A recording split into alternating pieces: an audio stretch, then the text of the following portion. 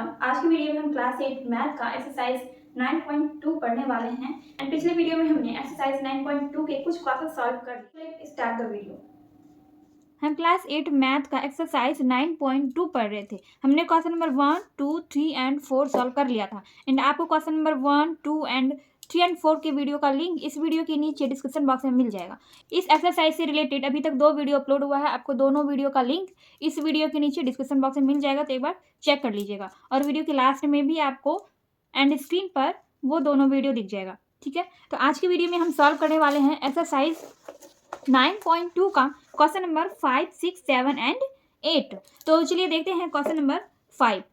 Question number 5 में यहाँ पर दिया गया है कि समबाहु त्रिभुज का क्षेत्रफल ज्ञात कीजिए यदि उसकी भुजा 3x² है। ठीक है, यहाँ पे आपको क्या करना है, समबाहु त्रिभुज का क्षेत्रफल ज्ञात करना है। पहले हम ये समझेंगे कि समबाहु त्रिभुज क्या होता है। देखिए, त्रिभुज जो होता है वैसा त्रिभुज जिसकी तीनों भुजाएं एक समान हो उसको हम समबाहु त्रिभुज कहते हैं। ठीक है, यानी कि ऐसा त्रिभुज जिसकी तीनों भुजाएं समान हो, एक जैसा हो, उसको हम समबाहु त्रिभुज कहते हैं। तो समबाहु त्रिभुज का हमें क्षेत्रफल ज्ञात करना है और इसके लिए हमें क्या दिया गया है, यहाँ पर हमें दिया गया है समबाहु त्रिभुज का एक भुजा दिया गया है। ठीक है, तो मैं यहाँ पर एक त्रिभुज बनाऊंगी, ये एक त्रिभुज है। ठीक है, और इसका एक भुजा दिया गया है 3x²। ये त्रिभुज का नाम हमने दे दिया ABC। इसका एक भुजा जो है 3x² है, तो इसका हमें क्षेत्रफल ज्ञात करना है। तो जब इसका एक भुजा 3x² है तो ये दोनों भुजा भी 3x² ही होगा। ठीक है, ये भी होगा 3x² और ये भी होगा 3x²। यानी कि समबाहु त्रिभुज का जब तीनों भुजा समान होता है, एक जैसा होता है, तो जब एक भुजा 3x² है तो ये दोनों भुजा भी इसी के बराबर होगा, यानी कि ये दोनों भुजा भी इतना ही है। तो इसका हमें क्षेत्रफल ज्ञात करना है। क्षेत्रफल के लिए फॉर्मूला होता है, फॉर्मूले पे ही हम इस समबाहु त्रिभुज का क्षेत्रफल ज्ञात करेंगे। तो फॉर्मूला क्या होता है, समबाहु त्रिभुज का क्षेत्रफल। समबाहु त्रिभुज का क्षेत्रफल होता है √3/4 गुना भुजा स्क्वायर।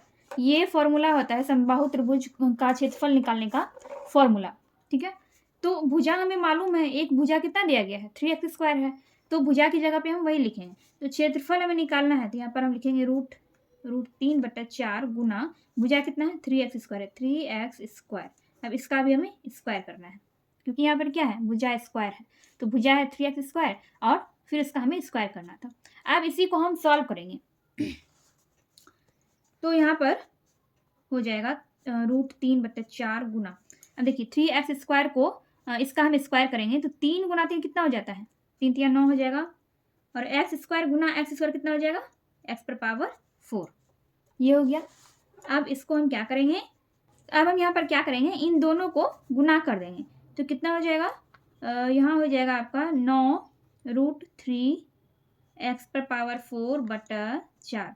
ये हो गया आपका आंसर, यानी कि समबाहु त्रिभुज का क्षेत्रफल हमने यहाँ पर निकाल लिया है। तो इस तरह से आपका क्वेश्चन नंबर 5 कंप्लीट हो गया है। आई होप आपको ये क्वेश्चन अच्छी तरह से समझ में आ गया होगा। अगर फिर भी कोई भी डाउट रहता है तो आप कमेंट सेक्शन में कमेंट करके पूछ सकते हैं। तो चलिए हम देखते हैं क्वेश्चन नंबर 6। क्वेश्चन नंबर 6 में है, उस घन का आयतन क्या होगा जिसकी कोण 6a हो। ठीक है, तो घन कैसा होता है, घन के जो फलक होते हैं उसके जो कोण होते हैं वो कैसे होते हैं, एक समान होते हैं। ठीक है, तो उस घन का एक कोण यहाँ पर दिया गया है 6a है, और हमें निकालना क्या है, हमें निकालना है घन का आयतन। चलिए देखते हैं क्वेश्चन नंबर 6। तो यहाँ पर मैंने घन का चित्र बना लिया है। यहाँ पर कह रहा है कि इसका एक कोण जो है ये 6a है, तो इसका जो बाकी का जो कोण होगा वो भी 6a ही होगा और इसके फलक भी समान होंगे। तो हमें यहाँ पर निकालना है आयतन, हमें निकालना है घन का आयतन। घन का आयतन का सूत्र होता है भुजा क्यूब। तो भुजा कितना दिया गया है, भुजा दिया गया है 6a, इसी का हम क्यूब कर देंगे। तो 6a को 3 बार आपको गुना करना है, 6a गुना 6a गुना 6a।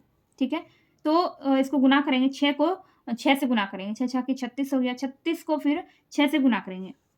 तो जब इसको 3 बार आप गुना करेंगे, 6 गुना 6, 6 6 36, 36 गुना 6, तो 216 हो जाएगा, 216 216a क्यूब। ये हो गया आपका आंसर, ये हो गया आपका 6 नंबर का आंसर। होप आपको ये क्वेश्चन भी समझ में आ गया होगा। चलिए हम देखते हैं क्वेश्चन नंबर 7। अब यहाँ पर देखिए क्वेश्चन नंबर 7 में क्या कह रहा है। क्वेश्चन नंबर 7 में कह रहा है कि यदि एक कलम का मूल्य एक्स स्क्वायर वाई हो तो वाई स्क्वायर एक्स कलम का मूल्य क्या होगा। तो चलिए हम बनाते हैं क्वेश्चन नंबर 7। क्वेश्चन नंबर 7 को पहले समझते हैं। क्वेश्चन नंबर 7 में कह रहा है कि एक कलम का मूल्य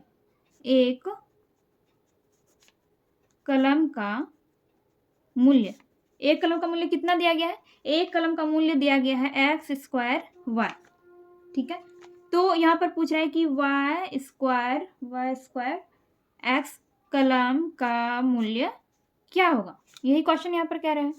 मैं आपको इस तरह का एक और क्वेश्चन बताती हूँ जिसके जरिए आप इस क्वेश्चन को बड़ी आसानी से समझ जाएंगे। मैं आपसे कहूँ कि एक कलम का मूल्य है 2 रुपया। ठीक है, तो 2 कलम का मूल्य कितना रुपया होगा। ये मैंने आपसे क्वेश्चन किया कि एक कलम का मूल्य अगर 2 रुपया है तो 2 कलम का मूल्य कितना होगा। क्या करेंगे, 2 को 2 से गुना करेंगे। एक कलम का मूल्य जब 2 रुपया है तो 2 कलम का मूल्य कितना होगा, तो 2 गुना 2 हो जाएगा, 4 रुपया हो जाएगा। वैसे ही आपको यहाँ पर भी करना है, इस क्वेश्चन में भी आपको वैसे ही करना है। ठीक है, एक कलम का मूल्य आपको यहाँ पर दिया गया है कि एक्स स्क्वायर वाई है, तो वाई स्क्वायर एक्स कलम का मूल्य क्या होगा, तो वाई स्क्वायर एक्स कलम का मूल्य हो जाएगा वाई स्क्वायर एक्स गुना एक्स स्क्वायर वाई। इन दोनों को हम गुना कर देंगे तो वाई स्क्वायर एक्स कलम का मूल्य हो जाएगा वाई स्क्वायर एक्स गुना एक्स स्क्वायर वाई। ठीक है, बहुत सिंपल सा है। इसको हम क्या करेंगे, वाई स्क्वायर को हम वाई से गुना करेंगे, वाई स्क्वायर को वाई से, तो वाई क्यूब हो जाएगा।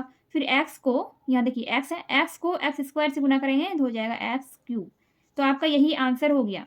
ठीक है, y cube x cube, y cube x cube, ये आपका आंसर हो गया क्वेश्चन नंबर 7 का। यहाँ पर वाई क्यूब एक्स क्यूब है तो इसको हम सीधा करके भी लिख सकते हैं, एक्स क्यूब वाई क्यूब। ठीक है, पहले एक्स आता है इसलिए पहले हमने एक्स लिखा फिर वाई, तो एक्स क्यूब वाई क्यूब, ये हो गया आपका आंसर। ये भी आपका गलत नहीं है, ये जो मैंने आपको आंसर बताया ये गलत नहीं है, बस इसी को हमने क्या किया यहाँ पर सीधा करके लिख दिया। तो आपकी बुक में जो है इसी तरह से आंसर दिया गया है, तो यही वाला आप लोग लिख लीजिएगा। ठीक है, चलिए देखते हैं क्वेश्चन नंबर 8 में है, यदि कोई व्यक्ति एक्स स्क्वायर बाय 2 किलोमीटर प्रति घंटा, देखिए यहाँ पर जो ये स्लैश दिया गया है, देखिए यहाँ के एम यानी कि किलोमीटर और ये स्लैश है, इसका मतलब क्या हुआ, किलोमीटर प्रति घंटा। किसी व्यक्ति का चाल क्या है, एक्स स्क्वायर बटा 2 किलोमीटर प्रति घंटा की चाल से चल रहा हो तो 2 घंटे में वह कितनी दूरी तय कर लेगा। तो हमें निकालना क्या है, हमें इसमें निकालना है दूरी, और इसमें क्या दिया गया है, चाल दिया गया है और समय दिया गया है। तो हम फॉर्मूले के जरिए दूरी निकालेंगे। चलिए सॉल्व करते हैं क्वेश्चन नंबर 8। क्वेश्चन में दिया गया है व्यक्ति की चाल, यहाँ पर दिया गया है एक्स स्क्वायर बटा 2 किलोमीटर प्रति घंटा। ठीक है, और समय दिया गया है, समय 2 घंटे। निकालना क्या है, निकालना है दूरी। तो दूरी निकालने का क्या फॉर्मूला होता है, दूरी निकालने का फॉर्मूला होता है चाल गुना समय। ठीक है, चाल कितना है, एक्स स्क्वायर बटा 2 गुना समय कितना है, 2 है, तो 2 और ये 2 कट गया, ये दोनों कट गया, कट के क्या बचा, एक्स स्क्वायर बचा। तो एक्स स्क्वायर क्या है, यही है दूरी। तो यही हो गया आपका आंसर। क्वेश्चन बहुत ही आसान था। आई होप आपको सारे क्वेश्चन समझ में आ गए होंगे। अगर फिर भी आपको किसी भी क्वेश्चन में डाउट रहता है तो आप कमेंट सेक्शन में कमेंट करके पूछ सकते हैं। तो यहाँ पर आपका क्वेश्चन नंबर 8 भी कंप्लीट हो चुका है एंड हम नेक्स्ट वीडियो में नेक्स्ट एक्सरसाइज पढ़ेंगे। एंड ये वीडियो अगर आपको थोड़ी सी भी हेल्पफुल लगी हो तो प्लीज़ वीडियो को लाइक कीजिए, कमेंट कीजिए एंड अपने दोस्तों के साथ वीडियो को शेयर कीजिए। चलिए हम मिलते हैं नेक्स्ट वीडियो में।